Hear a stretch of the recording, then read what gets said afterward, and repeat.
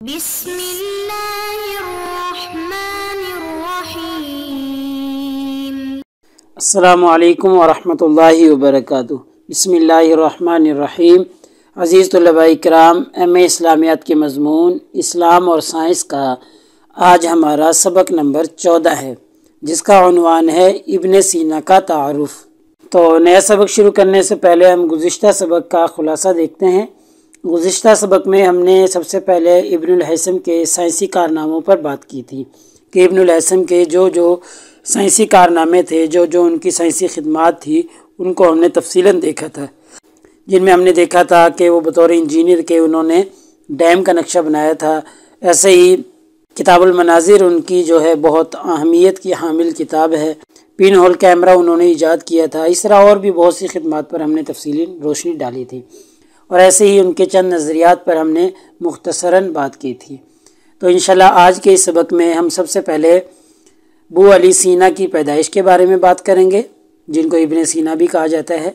اور پھر ان کی ابتدائی زندگی کے بارے میں بات کریں گے، اور انشاءاللہ پھر ہم ان کی تعلیم و تربیت کے حوالے سے پڑھیں گے، اور پھر ان کی تصانیف پر گفتگو کریں گے کہ انہوں نے کون کون سی اپنی مائناز تصانیف امت کے لیے چھوڑی ہیں، اور آخر میں انشاءاللہ ہم ان کی وفات کے بارے میں گفتگو کریں گے۔ تو سب سے پہلے ہم ان کی پیدائش کے حوالے سے بات کرتے ہیں۔ تو ابو علی سینا جو تھے وہ 980 عیسوی میں بخارا میں پیدا ہوئے تھے۔ مشرق میں ان کو ابن سینا کے نام سے جانا جاتا ہے، اور مغرب میں ان کو اویسینا کے نام سے جانا جاتا ہے، یعنی ابن سینا کو وہ اویسینا کے نام سے جانتے ہیں۔ کہہ لیں کہ ابن سینا کو وہ اپنی زبان میں اس کی شکل بگاڑ کر اویسینا کہتے ہیں۔ اور ان کے والد کے حالات پر ہم مختصراً روشنی ڈالتے ہیں کہ ان کے والد کا نام تھا عبداللہ۔ یہ اصل میں بلخ کے رہنے والے تھے، لیکن یہ پھر ہجرت کر کے بخارا میں چلے گئے تھے، اور بخارا میں ہی پھر یہ اپنے ابو علی سینا ابن سینا کی پیدائش ہوئی تھی، یعنی اصل میں یہ بلخ کے رہنے والے تھے۔ اور پھر بخارا میں جب یہ ہجرت کر کے گئے تو وہاں پر ان کے والد کو انتظامی امور میں ایک اچھا عہدہ مل گیا، ایک اچھے عہدے پر خلیفہ وقت نے ان کو فائز کر دیا تھا۔ اب ہم آپ کی ابتدائی زندگی اور ابتدائی تعلیم و تربیت کے بارے میں بات کرتے ہیں۔ تو آپ نے بالکل بچپن سے ہی تعلیم کا حصول شروع کر دیا تھا، اور بچپن سے ہی آپ کو تعلیم حاصل کرنے کا شوق تھا۔ ایسا نہیں کہ آپ نے ابتدا میں اپنا وقت ضائع کیا ہو یا چند سال بغیر تعلیم و تربیت کے گزارے ہوں، نہیں، ایسا نہیں ہوا، بلکہ ابتدائی سے انہوں نے تعلیم و تربیت شروع کر لی تھی۔ ایسے ہی جب آپ 5 سال کے ہوئے تو آپ نے قرآن پاک اور ادب وغیرہ کی تعلیم مکمل کر لی تھی۔ کیونکہ بخارا میں آپ کے والد نے آپ کے لیے قرآن پاک اور ادب کے اساتذہ کا انتظام کیا تھا، اور جو یہ ابتدائی تعلیم تھی اس کا مرحلہ ابو علی سینا نے بے حد ذہانت کی وجہ سے صرف 5 سال میں ہی پورا کر لیا تھا۔ اور ایسے ہی جب آپ کی عمر 10 سال ہوئی تو 10 سال کی عمر میں آپ نے قرآن پاک اور صرف و نحو پر حیرت انگیز قسم کی دسترس حاصل کر لی تھی، اور اس کے بعد آپ نے فقہ پر ایسی دسترس حاصل کی صرف 10 سال کی عمر میں کہ ارد گرد کے لوگ حیران رہ گئے کہ 10 سال کا بچہ ہے اور صرف و نحو اور علم فقہ پر اتنی کامل دسترس رکھتا ہے۔ ایسے ہی علم انسا کے اصول کے لیے آپ کے والد آپ کو ایک سبزی بیچنے والے کے پاس لے گئے، جس کا نام محمود مساحی تھا، اور وہ حساب و کتاب جانتا تھا اور علم انسا کا ماہر تھا۔ تو چنانچہ ابن سینا نے بچپن ہی میں اس سبزی فروش سے یہ علم انسا کا فن بھی سیکھ لیا تھا، یعنی ریاضی کا فن، علم انسا کا فن، یہ مکمل طور پر اس سبزی فروش سے سیکھ لیا تھا۔ اب دیکھیں، آپ بالکل بچپنا ہے، 10-12 سال کی عمر ہے، اور علم فقہ میں مہارت ہے، علم انسا میں مہارت ہے، علم صرف و نحو میں انہوں نے مکمل مہارت حاصل کر لی تھی۔ ایسے ہی پھر آپ نے فلسفہ کا علم بھی سیکھا، اور وہ اس کا طریقہ کار یہ اپنایا گیا کہ ابو عبداللہ حسین بن ابراہیم الطبری جو تھے وہ فلسفہ کے بہت بڑے داعی تھے۔ ان کا ایک مرتبہ بخارا آنا ہوا تو آپ کے والد نے اس فلسفہ دان کو، اس فلسفہ کے داعی ابو عبداللہ کو اپنے گھر میں بطور مہمان ٹھہرایا، اور جتنے دن بھی انہوں نے بخارا میں قیام کیا اتنے دن تک یہ ابو علی سینا کے والد کے گھر میں رہے، اور پھر ابو علی سینا نے اسی مہمان سے فائدہ اٹھاتے ہوئے فلسفے کی تعلیم حاصل کی، اور چند روزہ مہمان سے انہوں نے فلسفے کا علم حاصل کر لیا، اور اسی طریقے سے بچپن میں ہی آپ نے طب، علم ریاضی، علم ہندسہ وغیرہ، علم فقہ، قرآن مجید کی تعلیم، یہ ساری تعلیمات آپ نے بچپن میں ہی حاصل کر لی تھی۔ اس کے بعد ایک مرتبہ ایسا ہوا کہ بخارا کا جو سلطان تھا، حکمران تھا، اس کا نام تھا نوح ابن منصور، وہ بیمار ہو گئے تھے، تو ان کا کافی علاج کروایا گیا، اور وقت کے جو تجربہ کار حکیم اور اطباء تھے ان کی دوائیں استعمال کی گئی، لیکن سلطان صحت یاب نہ ہو سکا۔ جب کسی بھی حکیم کی دوائی سے وہ سلطان صحت یاب نہ ہو سکا، یا کسی بھی حکیم کی دوائی کارگر ثابت نہ ہو سکی، تو تب ابن سینا جیسے کم عمر اور غیر معروف طبیب نے سلطان کے لیے دوائی تیار کی۔ چونکہ آپ کے والد جو تھے وہ سلطان کے بہت زیادہ قریبی تھے، اور سلطان کی طرف سے آپ کو عہدہ بھی ملا ہوا تھا آپ کے والد کو، تو اس لیے جب کسی بھی حکیم کے علاج سے سلطان صحت یاب نہ ہو سکا، تو ابن سینا نے ان کے لیے ایک دوائی تیار کی، اور وہ سلطان کو پلائی گئی، تو سلطان صحت یاب ہو گیا، تو جس کی وجہ سے سلطان ابن سینا سے بہت زیادہ خوش ہوا، اور خوشی کا انعام مانگنے کے لیے کہا۔ تو ابن سینا نے کہا کہ آپ مجھے اپنی لائبریری استعمال کرنے دیں، لائبریری استعمال کرنے کی اجازت دے دیں۔ تو سلطان نے بخوشی ان کو اپنی جو سرکاری لائبریری تھی اس کے استعمال کی اجازت دے دی۔ تو چونکہ ابو علی سینا حافظہ کے قوی تھے، ان کا حافظہ بہت زیادہ تیز تھا، تو اس لیے سارے کتب خانے کو انہوں نے چھان مارا اور محفوظ کر لیا، اور بہت سی معلومات وہاں سے اکٹھی کر لی تھی۔ اور پھر کیا شومی قسمت کہ جب یہ کتب خانے میں مطالعہ کر رہے تھے، اور تقریباً تمام کتب خانے کو انہوں نے چھان مارا تھا، مطالعہ کر لیا تھا، تو کسی وجہ سے کتب خانے میں آگ لگ گئی۔ تو جو آپ کے حاسدین تھے انہوں نے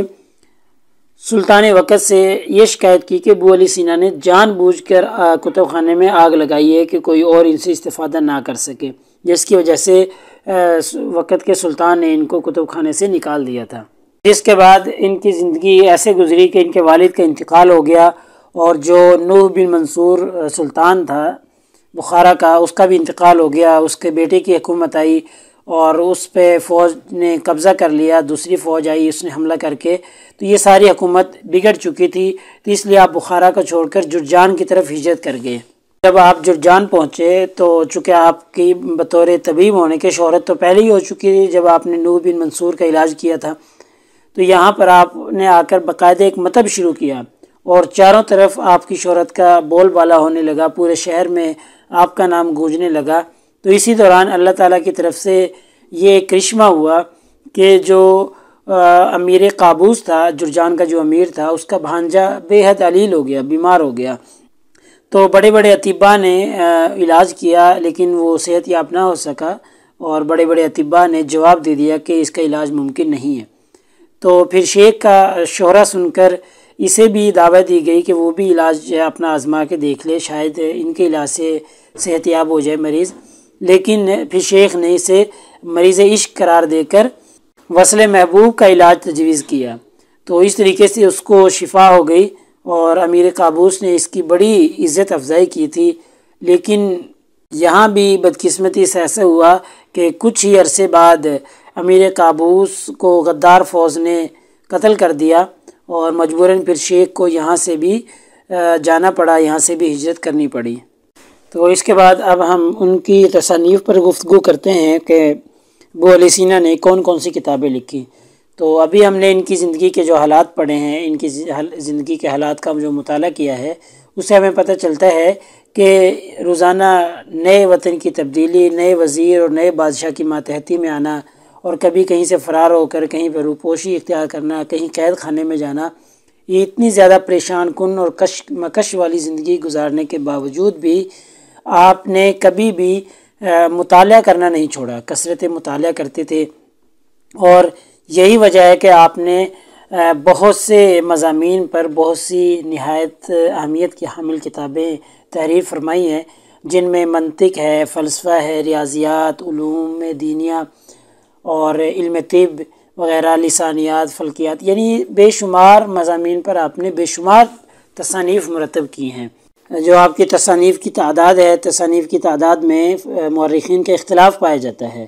کسی نے تو 46 بتائی ہیں، کسی نے 92 بتائی ہیں، کسی نے 95 کتابوں کا تذکرہ بھی کیا ہے۔ تو اس طریقے سے یہ تعداد کتب میں، تعداد تصانیف میں مورخین کا اختلاف ہے۔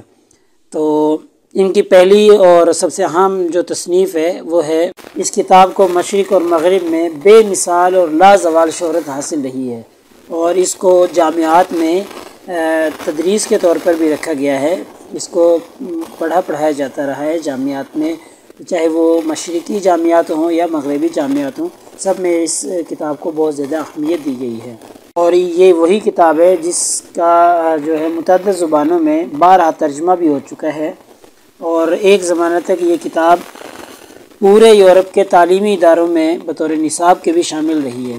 آج بھی طب کے لیے یہ ایک عظیم سرمایہ کی حیثیت سے کم نہیں ہے، اور یہ کتاب ضخیم کتاب ہے، 14 جلدوں پر مشتمل ہے۔ ان کی دوسری تصنیف ہے کتاب الحاصل والمحصول، یہ 20 جلدوں پر مشتمل ضخیم کتاب ہے۔ ایسے ہی ان کی ایک کتاب ہے کتاب الشفا، جو کہ 18 جلدوں پر مشتمل ہے، اور اس کتاب میں منطق، ریاضیات، الہیات اور طب وغیرہ کے مضامین سے بحث کی گئی ہے۔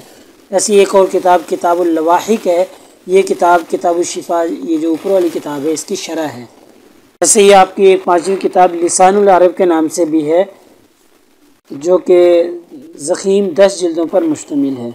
ایسے ہی ایک اور کتاب کتاب القولنج کے نام سے ہے، اسے بھی جو ہے آپ نے قلعہ جرجان میں قید کے دوران لکھا تھا، اور اس کے علاوہ اور بھی بہت سی کتب ہیں جن کو آپ نے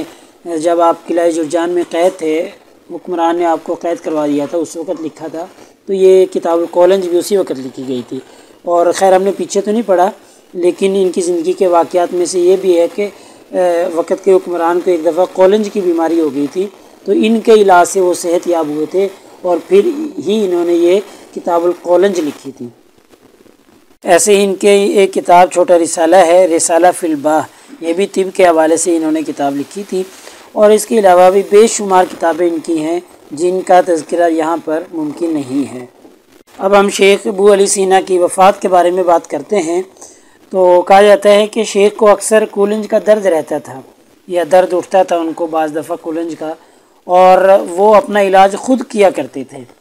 تو ایک مرتبہ ایسا ہوا کہ آپ علاء الدولہ کے ساتھ سفر میں تھے، اور سفر کے دوران آپ کو کولنج کا جو ہے درد یا پڑنا شروع ہوا، تو اس درد میں آپ نے 8 مرتبہ حقنہ لیا، اور 8 مرتبہ حقنہ لینے کی وجہ سے آپ کی آنتوں میں زخم ہو گئے، اور پھر مزید نقصان یہ ہوا کہ خادموں نے پھر دوائی کی مقدار کو زیادہ کر دی کہ جی زخم ہو گئے ہیں، حقنہ زیادہ لیا ہے، تو لہٰذا دوائی کی مقدار تھوڑی سی زیادہ کر دیتے ہیں۔ تو یہ دوائی کی مقدار زیادہ ہونے کی وجہ سے آپ کی حالت مزید بگڑ گئی، اور پھر جب زیادہ بگڑ گئی تو پھر